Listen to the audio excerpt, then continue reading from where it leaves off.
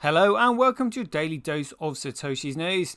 Today's date is Saturday, the 23rd of November 2024, the year of 1 million transactions per second or more.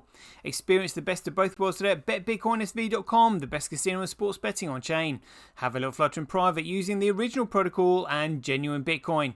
Right, let's see what we got in store for us today. We have got Tufty the cat here, absolutely loving the fact that he seems to have misguided or created a post that insinuated a misleading statement about Craig's appeal. And he seems to be loving this, thinks it's hilarious.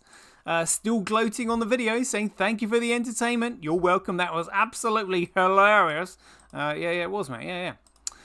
So we're just going to do a little bit stalking on this guy, because I mean, this guy seems to be absolutely obsessed with Craig and BSV, like literally another one of these AVPs, probably best mate, I guess. And as he's bringing attention to my show, I thought we'd go through all the things that Craig has done prior to the release of the white paper on the 31st of October 2008, re smart contracts and blockchain technology and all this kind of stuff. So great opportunity there. Just going to go through a little bit 365 days of Bitcoin history because there are quite some interesting bits to go over. And then we'll have a look at the figures for any of the BTC Maxis. Looking at this, look at Tether. Look at Tether going, look, whoa, look how much they're pumping into the market. That is crazy. Another one coming in. Look at that. Just desperately trying to keep prop up their Ponzi scheme. We'll just do a little bit of explaining about Bitcoin's economic model, what actually happened before the Tulip Trust was returned to Craig. We'll actually go over the Tulip Trust that was this case was settled in at a trial by jury in Miami, Florida, with in a circuit court that found Craig to be the sole and rightful owner of the Satoshi coins to be returned to him on the 1st of January 2020. Some quotes here, we'll explain that, then we'll have a look at the figures just to prove it. Look at this, Bitcoin absolutely smashing it, We'll have a quick look at the price charts, and that'll be the end of the show. Right, let's get into it.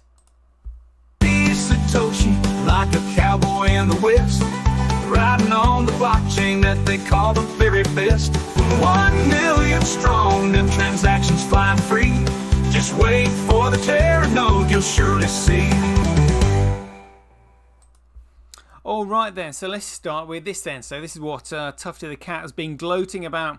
He said, I wouldn't normally recommend a video from this guy, Satoshi, but this is hilarious. See how he completely misunderstands my earlier post and assumes I'm talking about Wright's permission to appeal being denied. Well, you know, and he says here as well, thank you for the entertainment. That was absolutely hilarious. Oh, you're welcome. The judgment I commented on has nothing to do with fake Toshi. Oh, so you're calling Craig fake Toshi, are you? I'll remember that.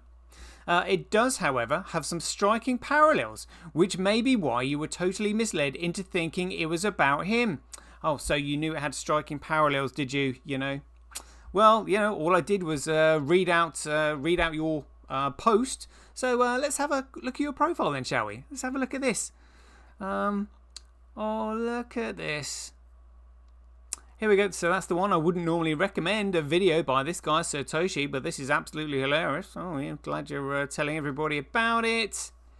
Again, following the Court of Appeal here, the Cobra trial. Then he's talking about N-Chain as well. Then he's got another post here by BitCrash. Then CSW facts checking, he'll be retweeting those. He's got another one from Joel Daly, always retweeting Arthur Van Pelt. Look at that, and he's talking about N-Chain as well, these applications. Literally absolutely obsessed. Cobra versus Wright.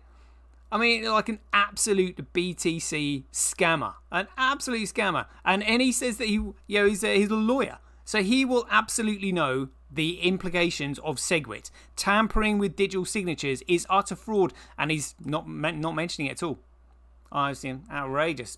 But as he's bringing attention to my show, let's just show people what's really happened. So this is the rise and rise of Craig Wright.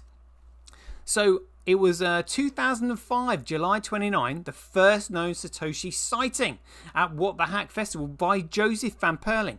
And we all know Joseph Van Perling for being on the panel at the 2015 Bitcoin conference in Nevada. This was before all the forks and that took place before the SegWit fraud and BTC became what it is now, which is a complete fraud. So Joseph Van Perling actually spoke to Craig, and Craig introduced himself as Satoshi, and it was Joseph Van Perling that created the Liberty Reserve dollar. So a really extremely educated chap in terms of cryptography and currency and things like that. So he's another one, along with David Kleiman, John Latonis, Gavin Andresen, and Ian Grigg, who all point the fingers at Craig Wright as being Satoshi Nakamoto. And it was, we'll have a quick look at this article. It was fascinating. So Joseph Van Perling says he met Wright at a conference in Amsterdam 3 years before publication of the Bitcoin white paper, and Wright introduced himself as Satoshi Nakamoto at the time. Whoa, that's massive. That's massive. BTC Maxi is like, what? That can't be right. No, he's crazy. Let's see what AVP says about this and all this kind of stuff. So also, in 2007, September 15th, prior to the Bitcoin white paper being released on the 31st of October 2008, Craig Wright published a white paper under the pseudonym Satoshi Nakamoto titled An In-Depth Analysis of Proof-of-Work Calculations in the Hashcoin white paper, exploring alternative strategies. Within the paper, technology now called blockchain is first described as time chain. What a coincidence! Also, on the 30th of October 2007, prior to the Bitcoin white paper released on the 31st of October 2008, Craig Wright published a paper from Northumbria University titled Payment Providers and Intermediaries as Defined in the Law of the Internet. The paper demonstrates comprehensive knowledge regarding the law surrounding electronic payments. Then, in January 14th, 2008, prior to the Bitcoin white paper being released on the 31st of October 2008, Craig Wright publishes a paper to the SANS Institute for GIAC certification titled Electronic Contracting in an Insecure World. The paper contains information on what is now known in relation to blockchain technology as smart contracts. And then on the 24th of January 2008, prior to the Bitcoin white paper released on the 31st of October 2008, Craig Wright creates the Bitcoin white paper document, and later on August 21st, publishes it to the Social Science Research Network. So look at this Bitcoin, a peer-to-peer electronic cash system created 24th of January 2008. Look, Bitcoin, blockchain, law, smart contracts, time chain, immutable. Brilliant. And then in March 2008, that's 12th of March, prior to the Bitcoin white paper being released on the 31st of October 2008, Craig S. Wright wrote an email to David Kleiman asking for help to edit a paper on a form of electronic money, and he quotes here, Bitcash, Bitcoin. And this is it. So he said, I cannot release it as me. Mt. Gox Visto Mail or Tor. I need your help, and I need a version of me to make this work that is better than me. But he said, look, I need your help editing a paper. I'm going to release this later this year. I've been working on a new form of electronic money, Bitcash, Bitcoin.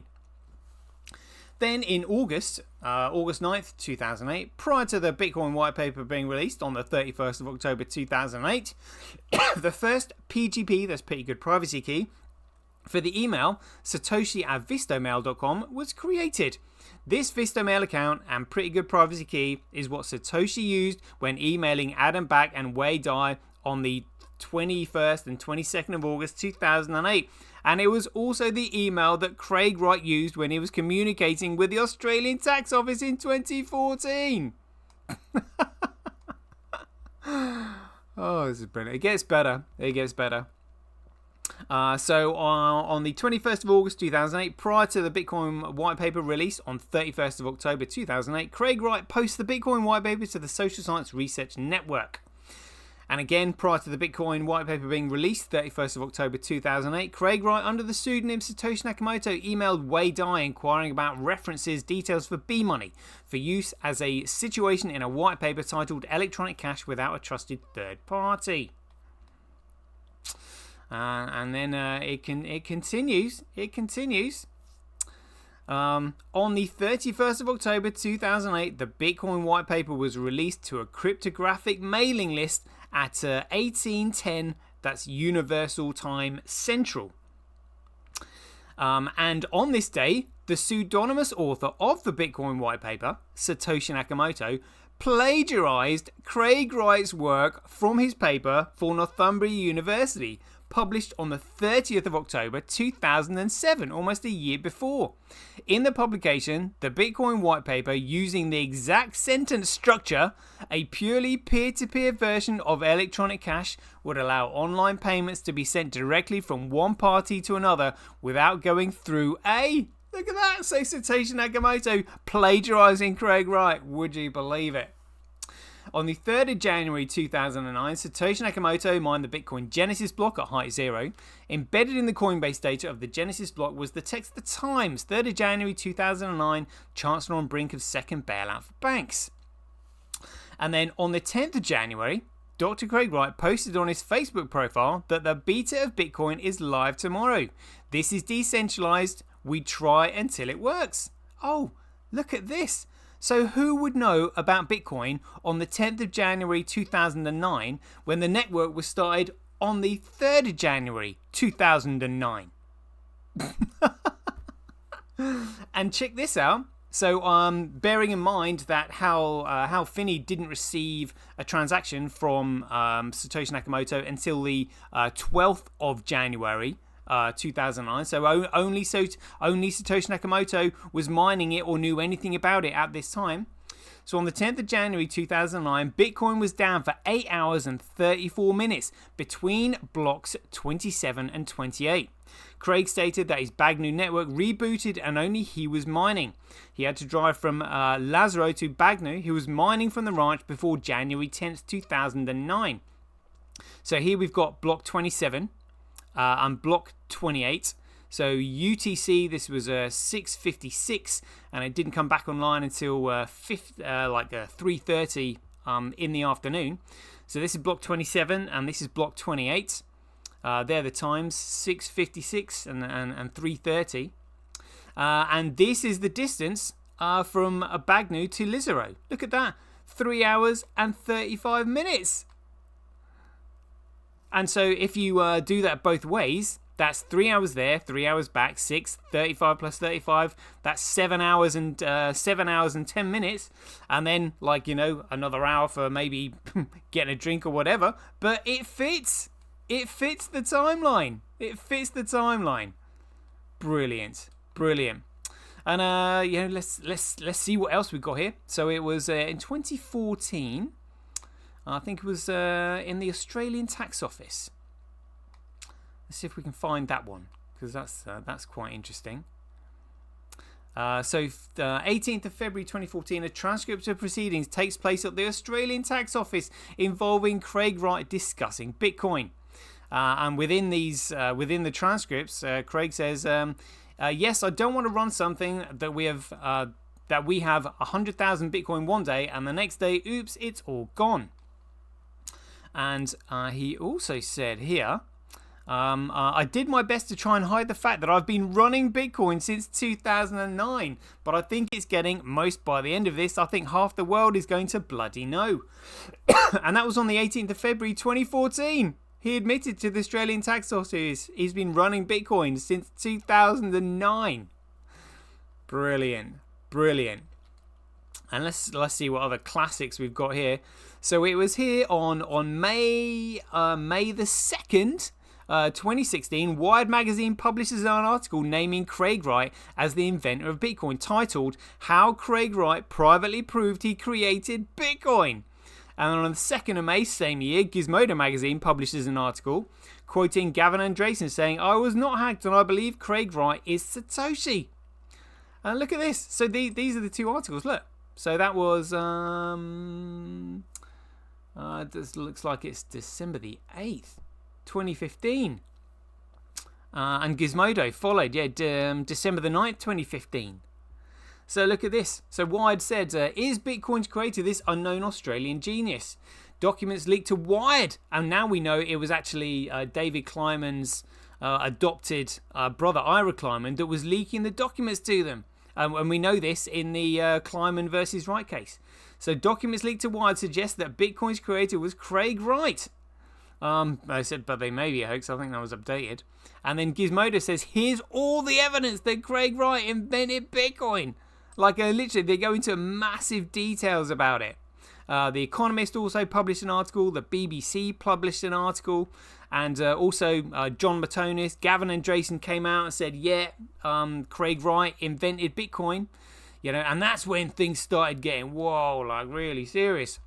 But it was on the 6th of December 2021 that a Florida jury found that Craig Wright did not owe half of 1.1 million Bitcoins, which are the Satoshi coins, to the family of David Kleiman in a court case that saw Ira Kleiman as the personal representative of the estate of Dave Kleiman, the plaintiff, versus Craig Wright, the defendant. And this was the result. Bitcoin founder Craig Wright wins battle to keep his crypto billions. Craig Wright, the man claiming to be the inventor of Bitcoin, mined 1.1 million Bitcoins under the pseudonym Satoshi Nakamoto in 2009. And then this one by the Guardian reporting on it, saying Australian man Craig Wright wins US court battle for Bitcoin fortune worth billions. And the Mail reported living quietly in a Surrey village. Is this really the man who invented Bitcoin? US court rules autistic Aussie tech genius Craig Wright created the cryptocurrency, and it could be worth a staggering 36 billion. Whoa. There is so much evidence pointing to him being Satoshi Nakamoto, and then the skullduggery of the Copa case and all that happened.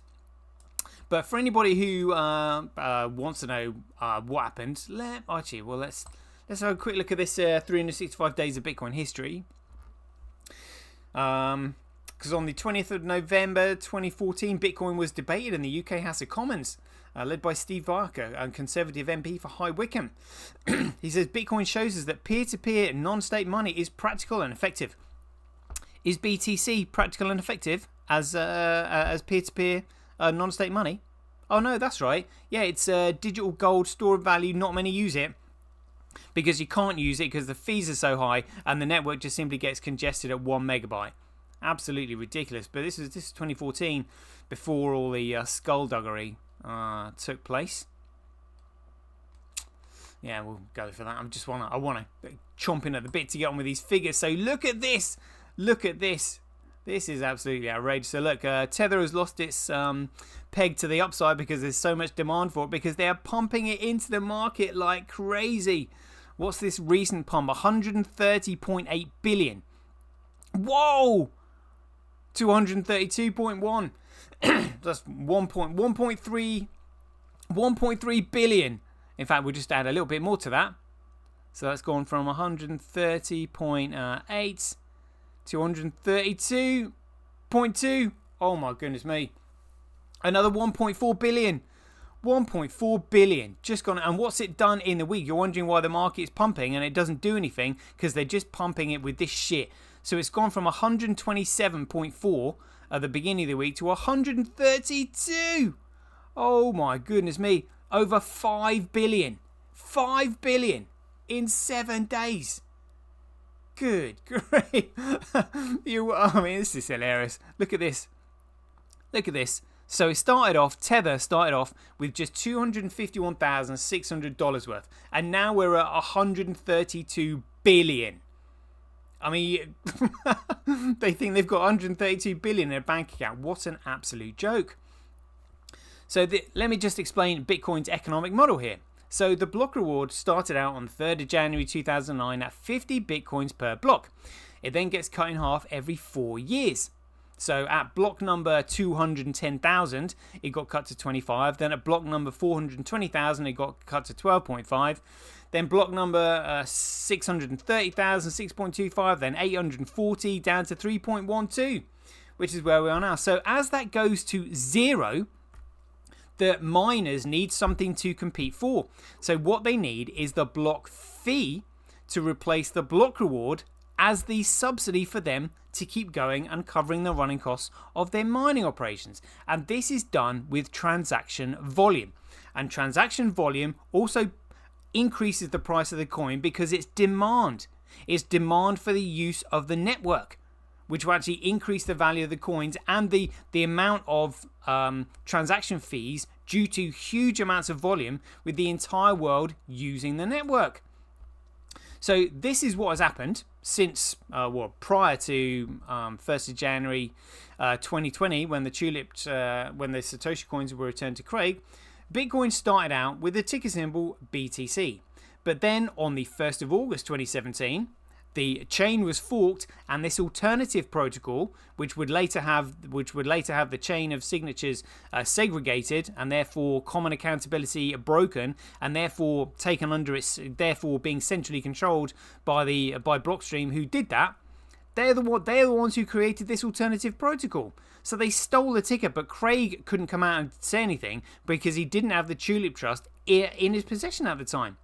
So the original protocol carried on with a new ticker symbol BCH, and then another group of developers started to delete the signatures, creating an alternative chain without the chain of signatures. So the original chain of signatures just simply had to change the ticker symbol again. It's now called BSV, but it's the only chain that goes right the way back to the Genesis block. And the reason they did that in 2017 is because this is the Tulip Trust document. And it says here, to whom it may concern, and it CCs in Dr. Craig Wright. I acknowledge the trust and the transfer of bitcoins to this trust. I have full control of all software and the keys used to manage Bitcoin as of this date. And that's Thursday, the 9th of June, 2011. And it said, it is agreed that I, David Kleiman, shall become the trustee of the transfer of the Satoshi I have received from Craig Wright. No record of this transaction will be filed in the US or Australia. The transfer is valued at just 100,000 USD for Australian tax purposes. And he acknowledges, I, Dave Kleiman, have received 1,100,111 Bitcoin from Craig Wright. At the time of the transfer, this is valued at around 100,000 US dollars. I will form a trust to be managed by at least 3 people, but no more than 7 at any time. All Bitcoin will be returned to Dr. Wright on the 1st of January 2020. And that is why they had to corrupt it before then, which is why it happened in 2017. Because they knew that once the Tulip Trust was returned to Craig, they would know that the cat would be out the bag and everybody would know that he is Satoshi Nakamoto. But instead they had to slander his name, tell everybody he's fake Toshi, he's a liar, he's a fraud, when they're the ones who have been tampering with the digital signatures, which is blatant fraud, which is what Tufty the cat should be explaining to everybody. But is he? No, he's not. I wonder why. And let's go over this quote, shall we? So, on the 9th of November 2008, Satoshi Nakamoto wrote, it is strictly necessary that the longest chain is always considered the valid one. So, if we go to CoinDance and we look down here for the longest chain, oh, what's this? Daily accumulated Bitcoin blockchain growth by network. Oh, this is on a log curve. Look at the growth of that chain there, the valid one. Oh, hold on a minute. That's in red. And that says Bitcoin SV. What's going on? It's because this is the valid one. It's the only chain of signatures that goes right the way back to the Genesis block. It's the only Bitcoin protocol that has remained the same since the network started. BTC became an altcoin on the 1st of August 2017. And that's what they're not telling you. They had to steal the ticker symbol in order to get away with their fraud. Why do you think it doesn't work? Because the company that did it were financed by the banks. And do the banks want it? No. So BTC is now the banker's coin. Oh dear. Imagine what's going to happen when everybody finds out the truth about that. And look at this. Look at this. Pasky has said here, there will come a point when the hype around trading meme coins wears off and people start asking themselves, what truly holds real world value? Well, it's utility. Look at this. So that's BTC, can't do jack shit. That's Ethereum in red, XRP in orange, Litecoin, Dogecoin. But what's this? Bitcoin SV with 86 million transactions. Whoa. Let's have a look at that today. Well, look at that, and we'll just refresh this. Make sure it's genuine. Look at that. There we go, look. That's Greg Maxwell coin, SegWit coin, BTC. You got Ethereum, XRP, all the big hitters, Dogecoin. Oh, Litecoin's got a little bit of a slither there. But look at this. the genuine Bitcoin with 30,329,145 transactions over the last 24 hours. It is literally the most glaring discrepancy that I've ever seen in statistics in financial history. If you want to know what the real genuine Bitcoin is, it's right there. Absolutely insane. No other blockchain can touch it. No other blockchain can touch it. For its utility, it needs to have utility because it is a peer-to-peer electronic cash system for the entire world to use. If something is useful, it's valuable. If something is useless, it's worthless. It's as simple as that. And let's have a look. Let's have a butchers at some of these figures here. Actually, look, $73. That is crazy. Hash rate only like 0.03, but that can move in a moment's notice. Network nodes 0.20, but look at this, transactions, 98.65% of the total volume of transactions on all these scam coins here, all the other Bitcoin, supposedly Bitcoin forks, and 94% of the block size. Let's have a look at some of these juicy blocks coming through, shall we? See what we can see here. There we go. Look at this. Whoa. 117 megabyte block, 122, 56, 396 megabyte block, 356, 101, 187. Oh, no gigabyte blocks, but I have seen gigabyte blocks before. They look sensational. They look sensational. See, look, proof of work by network since 1st of August 2017. So that should all be on the protocol that hasn't changed. It shouldn't be on this altcoin. And look at this, it's 153,000 times cheaper to transact on Bitcoin than Gregcoin, the SegWit coin, which is BTC. And you're mining Bitcoin at a 4% comparable loss, but it just simply shows you the competition for Bitcoin. Look at this. So this is daily average Bitcoin fees by network in Satoshis. Look at that, absolutely smashing the market. Sub-cent fees in terms of Satoshis. That is an electronic cash system where literally sending it almost costs you nothing. Literally nothing. Absolutely sensational stuff. Whoa. Let's have a quick look at the price then. So, so this is actually Bitcoin, which is the genuine Bitcoin, versus Gregcoin, BTC. So that's actually doing all right. Doing all right today. Yeah, had a bit of a nosedive there. But that'll be why they're probably pumping Tether, because they want to disguise this from the traders. Oh, look at the desperate to bring the price down. They're using all the coins that they stole during the delist BSV campaign in 2019, desperate to get rid of it. Let's have a look at this versus USD. Looking all right. Compare that to Orange Gateway. This is Bitcoin versus Gregcoin. Yep, similar chart pattern there. And against USD. All right. Right, there we go. Quite enjoyed that. That is a 28-minute show. We'll leave it there. Hope you enjoyed it. And as ever, if you enjoy these updates, please ding your donations for your appreciation to either Satoshi at Sembi.com, Handcash.io, Simply.cash, Relasia.com, Rockwallet.me, or Senti.ch. We'll leave it there. Hope you enjoyed it. And as ever, be aware, take care, stay safe out there, and we'll see you in the next one.